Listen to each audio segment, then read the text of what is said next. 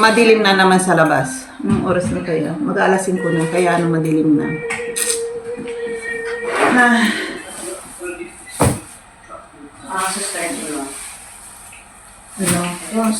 Marami pa kaming tinapay dito na hindi pa nakakain. Pinalamanan ko to ng cheese. Hindi pa nauubos. Kasi kapag nag-baby ako, inuuna nila yung binig ko, masarap daw, kaysa yung sa groceryhan. Ayun. Ayan, hintayin natin. Wait lang. Hintayin natin niluluto ko.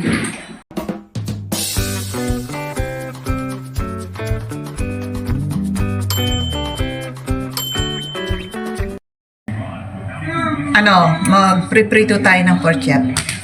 Yan Tingnan niyo. Bay, malikot yung camera ko. Wait lang. Ilalak ko. Ouch! Ayan. Ayan. Wait. Naging ilak ko tong camera ko na alis. Ano ba yan? Yan, okay na. Ito yung ko. Ayan, okay na yung camera ko. Magalaw. Ayan, magpreprito tayo ng pork chop. Ayan yung ko.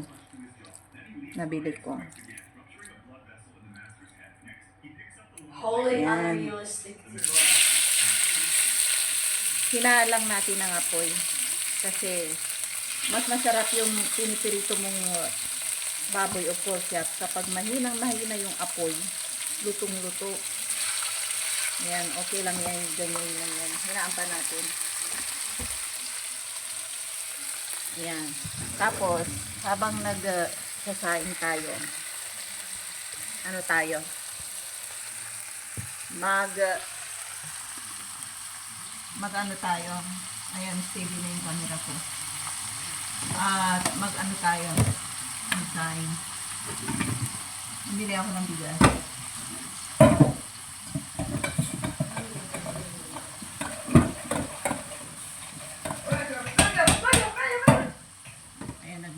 Na naman.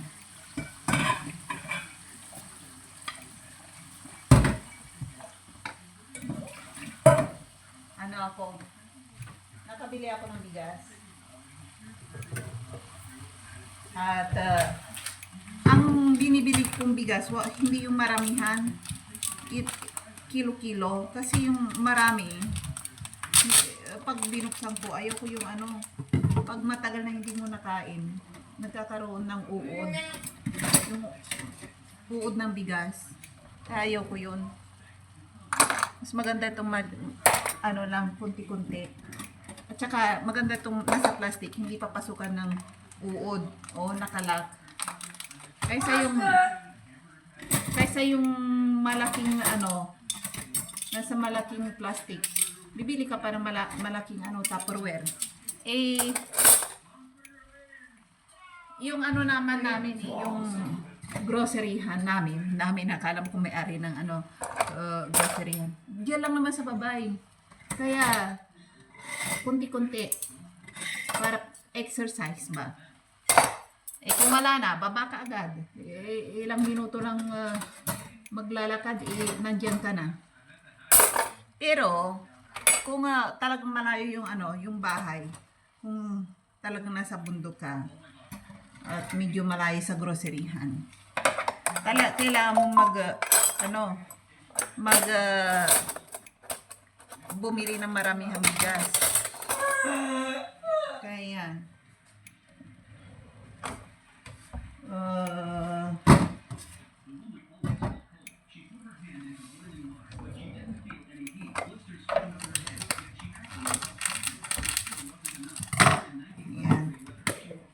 Nahihinig na naman ako sa sa gutom.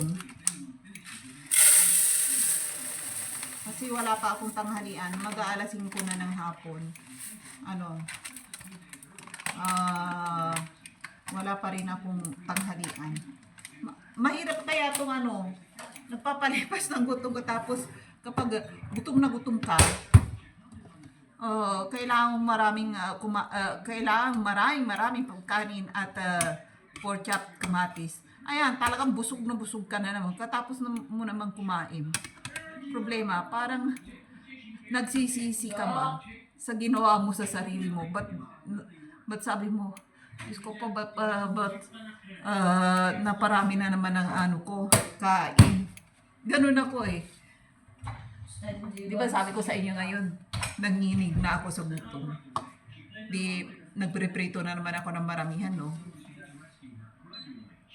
Katapos kong kumain, di magsasayang na naman ako. Kakain ako ng napakarami. Nag-extra rice pa ako, ha? Tapos kung kumain, gutom na gutom. Tapos kumain, nagsisisi.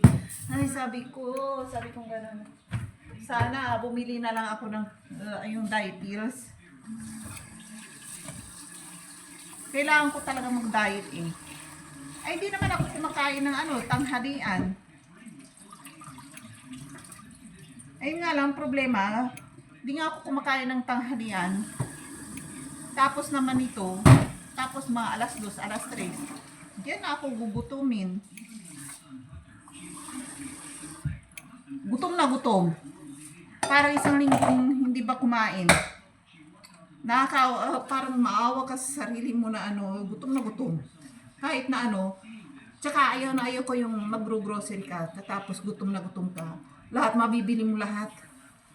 Kahit na yung binabudget mong pera, ilalabas mo yun kasi lahat sa paningin mo, masarap.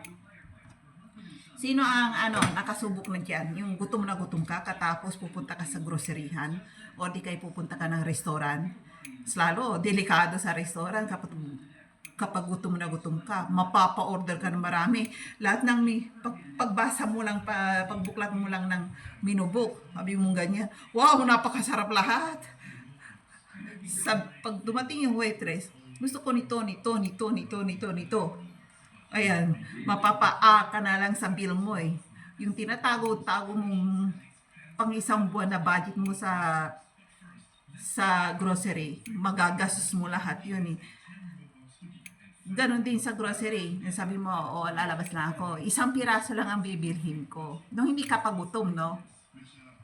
Pero nung nandun ka na, gutom na gutom ka, no? Lahat ng nakikita mo na naman ulit. Pick up doon, pick up dito, lagay sa grocery cart. Kaya, wala na. Nawala na naman yung budget mo sa isang buwan. Kaya wag na wag kayong pumasok sa restaurant na gutom. At saka wag na wag din kayo mag-grocery na gutom.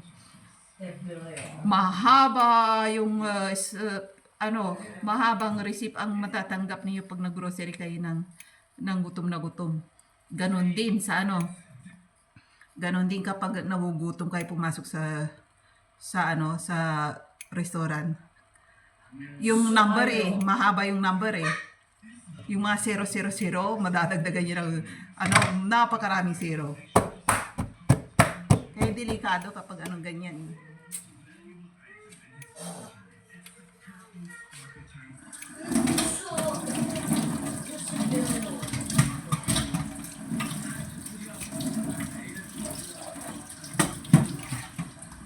Ayan, ako. Malapit na ang, hindi pa to, medyo summer. Ngayon, medyo umaraw. Tingnan natin bukas kung ganito ang medyo mainit-init. Ganito dito eh. Ngayon, mainit ng konti lang ha. Paglabas ka, parang daladalaw pa rin yung air condition mo, malamig pa rin. Medyo may araw, maganda pa rin. Nakakapag miniskirt ka. Ayun, may damit, manipis na jacket, okay lang yun. Pero, ayan. Wag na wag ninyong sasabihin yung pero rito kasi yung ari ng lalaki yan. Yung ibig sabihin yan dito, masamang salita yan dito. Kaya sa atin, maganda yan kasi to complete sentence lang yan. Pero sa kanila yan, pero. Kaya, naririnig niya. Ari ng lalaki yan. Kaya, Kaya ingat kayo kapag ano rito, nasa groceryhan kayo, wag niyo yung isang salita lang yung pero, sabi niyo ganon. Pagtatawanan kayo ng ano ng mga tao dito, ganyan. Oh. Oh. Nasa ano ako, nasa restaurant, doon sa breakfast. Daming matatanda doon. Tapos umupo ako mag-isa kasi mag-isa lang naman ako sa pag kumakain sa restaurant, iwala yung asawa ko nasa work. Yung anak ko naman nasa school. Eh di tumawag yung anak ko sa may tumawag sa akin, hindi ko maalala. Tapos, yung dalawa, binatilyo, at saka yung matanda na sa harap ako na lalaki. Abi kong ganun. Abi, hindi ko pa alam kung ano ibig sabihin nung pero, sabi kong gano'n sa sabi ng mga dalawa, napahinto sila sa pagsip-sip-sip ng kung ano-anong yung soft drinks nila eh. Sabi ko, pero, sabi ko no.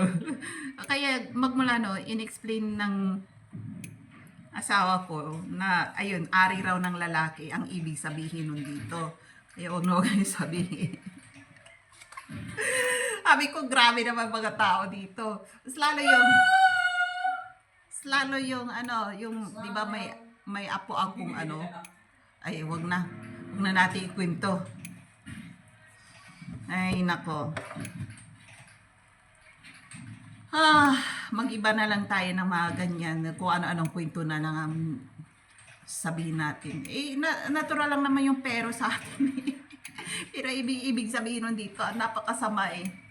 Kaya kung magandang babae kayo na naglalakad, wag na, pag may kaharap kayong taga dito, wag niyo sabihin, halimbawa may tumawag sa inyo ng pero, sabihin niyo Pero! yan o. Alam nila ang ibig sabihin yan eh. Yung ano ba yan? Yung titi ng lalaki yan. Ay, ewan ko, baka ano. Ay, ano, ayun na yun. May asawa na ako kasi kaya okay lang sa akin yun. Alita. Alita.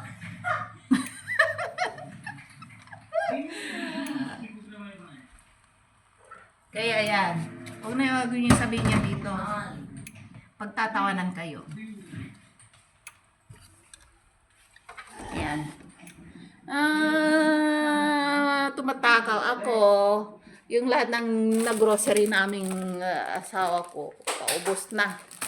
At mag-ano naman ako, mag-i-stock na naman kami. Kailangan dalhin ko yung asawa ko sa groceryhan kasi kailangan ko ng ano, taga-bit-bit. Kailangan ko ng ano, assistant ba. Ngayon, ang kakainin ko lang, ano, mangga na may kamatis. Ayan, oh. Ayan, okay na yan sa akin, no? Sa anak ko, 2 kamatis, isang kamatis sa akin, at saka mangga. Oh, sarap yan. Masarap. Masarap yan. Yan lang ang ulamin ko. Suwag na ang araw ko. Hugasan natin habang nagpriprito tayo ng ano, ng kanin natin. Ay, ano ba yun? Yung pork chop. Mag-baby ako mamaya. Tinapay para sa agahan namin bukas. Kaso nga lang, ayaw ng anak ko yung ano, yung tinapay na may pasas. Kati naman yan. Dito spread sa kanya. Pero gusto ko kapag ako, nag-bake. Nag-bake lang naman ako para sa kanila eh. So, kailangan yung gusto nila, yun ang i-bake ko. Ayaw ko yung may stock lang. Yung anak ko hindi ko makain din. Sayang lang naman. Kaya yun. Hintayin ko maluto yung ano, yung pork chop ko yun, oh. Yan. Kaya sa vlog ko, yan ang puro yung nakikita yung pork chop at kamatis. Sana huwag kayong magsawa. Alam ko naman mga Pilipino yan, paborito nyong pork chop, kamatis, tapos mangga, wow. Kaso nga lang, naubos na yung talong ko. Mas masarap sana kung may talong na pinirito or nilaga. Ihalo natin sa sa tinadtad na mangga at saka kamatis. Wow, napakasarap nun. Ayan. Dito tayo. Ayan. Madilim na naman sa labas. Anong oras na kaya? Mag-aalasin ko na, kaya madilim na.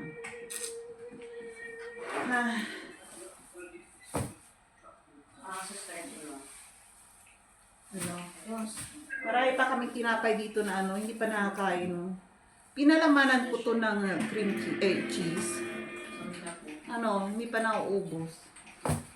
Kasi kapag nag-baby ako, inuuna nila yung binik ko, masarap daw, kaysa yung sa groceryhan. Ayun. Ayan, hintayin natin. Wait lang. Hintayin natin niluluto ko. Ayan Wow, masarap na to. Binabad ko to ng 1 oras bago namin ulamin. Kaya naglalaway na ako. Sana huwag akong maparami na naman ulit ng kain. Yan. Mayat-maya okay na to. I lower temperature para mas masarap. Hiwain ko na yung kamatis ko para sigurado. Yan kamatis yan.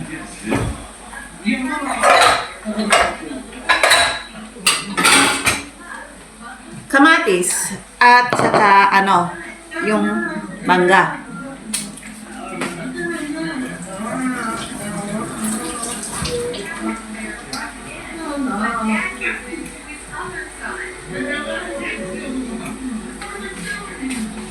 Mahina to na mahina na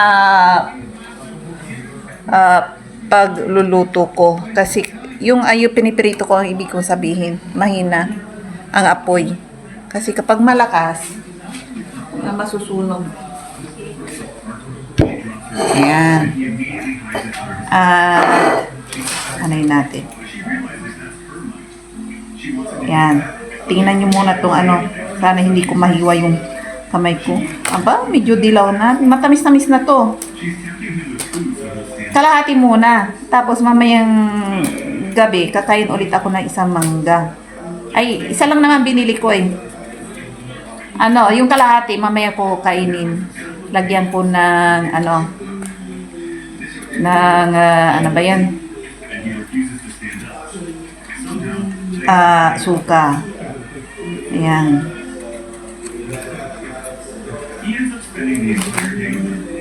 Parang hindi pa gutom yung anak ko kasi nag-toast bread. Dami niyang nakain. Tapos chichirya. Kaya ayaw kung bumili ng chichirya. Inuuna niya yung chichirya na kainin Yan. Tapos, natin. Yung papaganyan maliit-liit na hiwa. Kasi,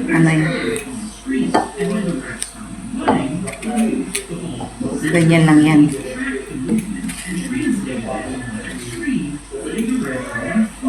Medyo hinog na. Kaya pala inuunsil nila medyo hinog na. Gusto kong talagang bilhin yung talagang sa atin, yung sinasabi nila manggang kalabaw. Masarap yun kapag hinog. Masarap din yung paghilaw. Sa mga naglilihi dyan, yan ang kainin ninyo. Yan. Hindi ako naglilihi matanda na ako.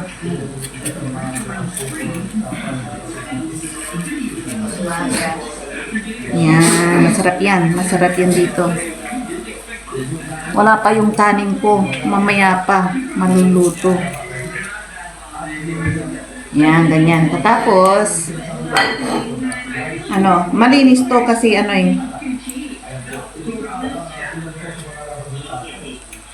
asin lang ang katapat nito. Kasi dito sa amin, walang alamang, walang, bagoong. Wala kang mabibilhan dito. Kung gusto mong bumili sa online, mayroon, or doon sa main city capital ng Czech Republic, doon ka makakabili. May Pinoy store doon. Malayo sa amin, halos ang pagdadrive, isa't kalahating oras, 2 oras na. Tapos yung pagpaparking mo pa doon, napakamahal. Tapos yung Philippine Store pa yata napakalayo. Kailangan mo pa na mag-tram. Ipapark mo kasi sa mismong city nila, kapag may ano ka doon, na pag-drive ang street doon, bawal. Magmumulta ka pa. Kaya iniiwasan na yung pagmumulta. Mahalang multa kaya dito. Multa sa pag nahuli ka ng pulis. Stricto sila rito. Walang sinisino, kahit na sino yung nakapark sa daan, kahit sabihin mong mayor ka, wala silang sinisino. Or di kaya sabihin mong may ano ka sa gobyerno. Ano yun? O, ano rin yun? Bibigyan ka ng penalty. Hindi kagaya sa Pilipinas, sabihin mo lang, mayor ako or assistant mayor. Wala yun dito. Huhuliin ka pa rin. Wala silang, yung mga polis dito, walang sinisino. Ayun. Hindi uso yung mga polis dito yung bang bigyan mo ng tip. Pakakawalan ka na. Bawal yun dito. Hindi sila tumatanggap. Kahit sa Taiwan, bawal yun din yun. Yung bibigyan mo lang sila ng pag nahuli ka nila, pinihinto ka. Tapos sabihin mo na yung bang bigyan mo sila ng pera. Bawal yun, ikukulong ka pa. Kaya ingat kayo. Wala yung ilalagay mo sa sobre or sa pasikreto, bigay mo sa kanila. Huhuliin kanila. Hindi sila mukhang pera rito, yung mga polis. Hindi mukhang pera. Kahit sa Taiwan, hindi sila mukhang pera. Kaya bilib ka sa mga polis dito. Kahit sa Taiwan, bilib ka rin. Ibang-iba, hindi mo maikukumpara yung mga nila dito. Malaki ang pagtingin, mataas ang pagtingin nila sa mga polis dito. Ginagalang pa nila. Hindi kagaya sa atin. Ewan ko kung hindi pa ako umuwi dyan tagal ko na yun. Pero mga polis dito, ginagalang nila.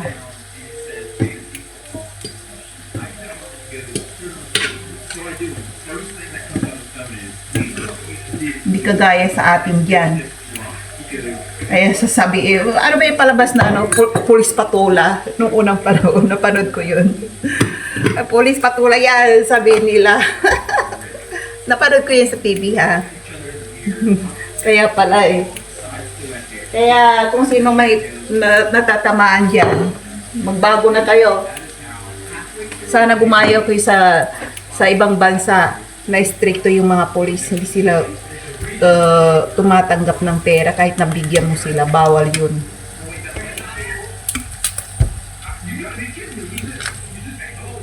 Yun ang sarap, Tingnan niyo, Wow. Picturean natin.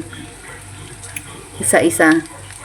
Yung kamatis ko pa, Ayan, kamatis with rice pa, Ayan, With rice. Sarap. Ayan. Pugutom na talaga ako. Wait lang. Kain tayo. Ayan, Yan ang ulam ko. Ayan. Sarap. Magkakamay tayo. Wow. Kaya na naman. Itaas ko yung pako. Parang nasa probinsya tayo. Ayan. Magkamay tayo.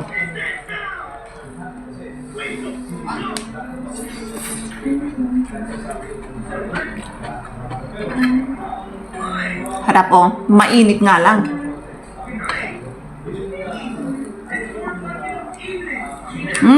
Harap. Harap ng pagkababad niya.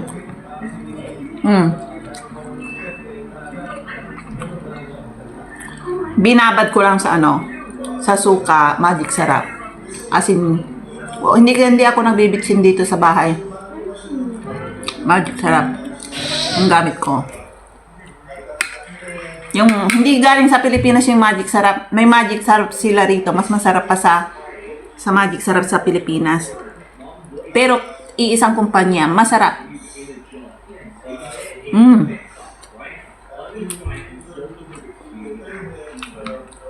Sarap ng pork chop ko. Oh. Ito yung pinupukpuk ko kanina. Pinupukpuk ko muna. Hindi pinupukpuk ko yung laman para lumambot. Ayan.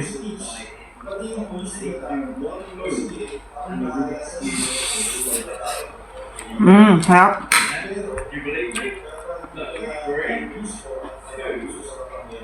Sarap.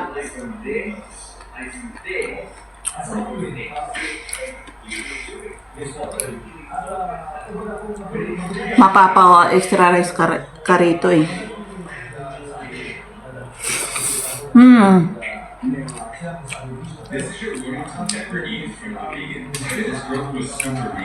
Hindi nagugutom yung batang yan kasi kumain ng chicherya. Hindi makapaghintay.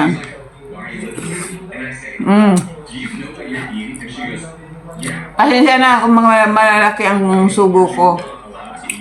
Gutom talaga ako.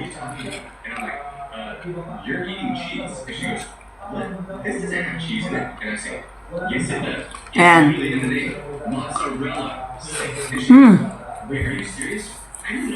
Kaya nananaba ako yung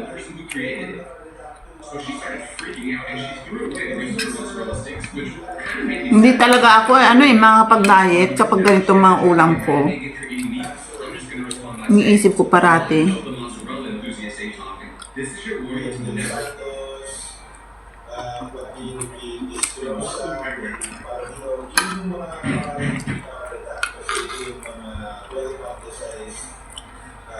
Ano?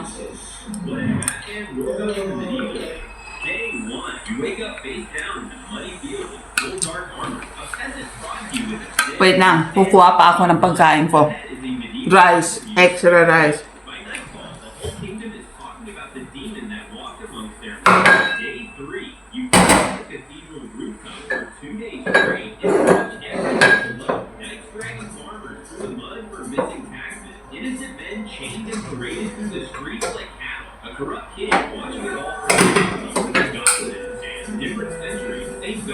Ayan o. Grabe ang sarap. Ay, nako. Pasensya na. Ayan, probinsyana nandito.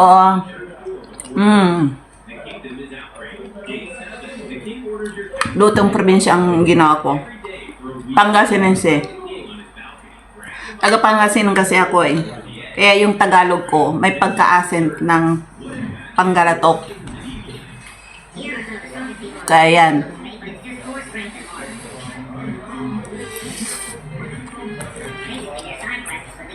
Mangan tayo. Ayun, sarap.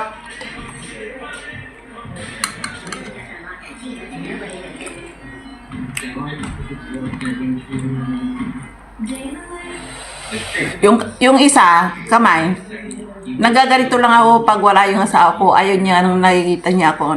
Nahiya ako kapag nagkakamay ako. Kapag nagkakamay ako, yung anak ko, hindi rin niya nakikita.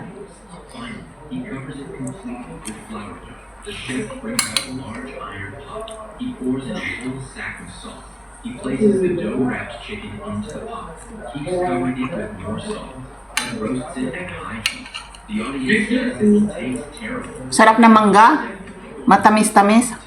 Meanwhile, the owner heats a kitchen knife to 100 degrees to cut the foie gras. This way, the slices are smooth and won't break apart.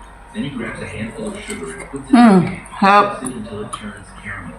Makes decorative patterns with a spoon, lays a layer of pineapple slices underneath, places the foie gras and sugar sheets on top, uses a Pagkatapos ko, kapag kumain ako ng napakaraming ganito, pagkatapos ko nito, inantok na ako. Ewan ko ba? he adds dry ice and finishes this dish. Caramel French foie gras. Parang pagod na pagod ako. Just looking at it. Over at the chef's station, he spears the dough-wrapped Harap. chicken with a long metal rod. It seems to be Ayan, mukbang tayo. Kaso nga lang, Hindi nyo nakikita kung anong minumukbang ko. Each main is wrapped up. When the judges cut open the chicken skin, the filling inside flows out, giving off a rich, strong aroma. Which of these two dishes do you think tastes better? The chef Hindi ko alam kung paano ang galang ginagawa nila sa camera. Ganito data. Aray! Appreciate the $2. Hindi nyo na nakikita. Ayan.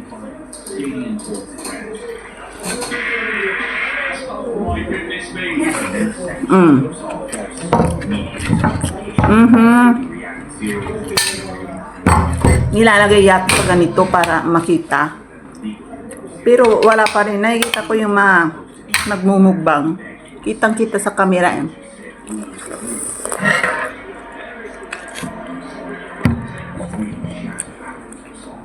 Patapos na ako eh. Tsaka ako ipapakita ng ganito. Maganda parang ganito ang angle ng camera. Ayan, ganito na lang. Harap.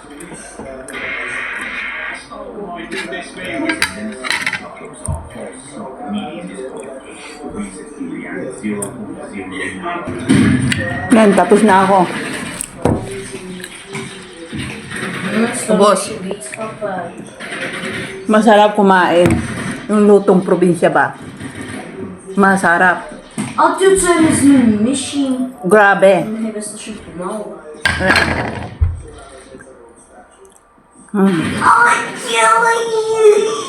Nakakapagod kumain pa lang. Yan. Kaya para yung baba ko lumalaki yun. Kailangan ko na talagang bumili ng diapers. Kasi habang tumatanda ako, nagiging matakaw ako. Kailangan ko ng diapers. Kailangan ko ng mainit na green tea. What's mom? Ayan, magano tayo. Mom, what you doing? Nothing. Now what you doing? Nothing here. Ayan, what you doing daw?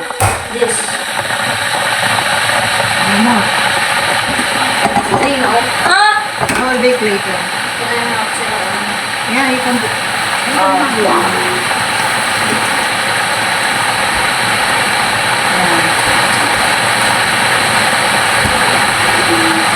Puro tinapay. Nung umuwi ako ng Taiwan, mga 4 na buwan, kita ko yung asawa ko at anak ko. Nangayayat silang dalawa. Kasi asawa ko, hindi marunong magluto. Kahit na magprito man lang or magsangat, hindi siya marunong. Kaya ang kinakain nilang mag-ama lang, tinapay lang. Diyos ko po. Nakakain lang sila ng yung bang lutong bahay. Kapag yung biyanan ko ay nagpadala ng pagkain sa kanila. Ang papadala ba naman ng biyanan ko, lalagay niya sa Tupperware. Tapos, yun, ang ginagawa ng asawa ko, iniinit niya pa unti-unti sa microwave. Naku! Ayun lang, puro init lang, puro init-init. Ay, nakakaawa. Ay ngayon, nung bumalik ako, dito sa Czech Republic, mga ilang buwan, tumaba ulit yung asawa ko. Sabi ko, anong ginagawa mo rito? Hindi ka nagluluto? Sabi kong gano'n. Hindi raw siya marunong magluto. Kasi, nasanay lang ang asawa ko sa bili. Bibili siya ng carbonara sa grocery. Yung with packaging na. Iinitin lang sa microwave. Yun lang. Tapos, kung halimbawa nagko-computer sila mag-ama, wala silang ginagawa, busy ang ama sa pagko-computer, sa playing games. Sa play games nila, yung Roblox na yan. Nakakalimutan niyang magluto. Ginagawa nilang mag-ama, tinapay lang, tinapay. Ayun lang, katapos kape. No, she was my student. Kaya, sabi ko, ba't ang payat mo? Sabi ko gano'n sa kanya. No, she was not on his step.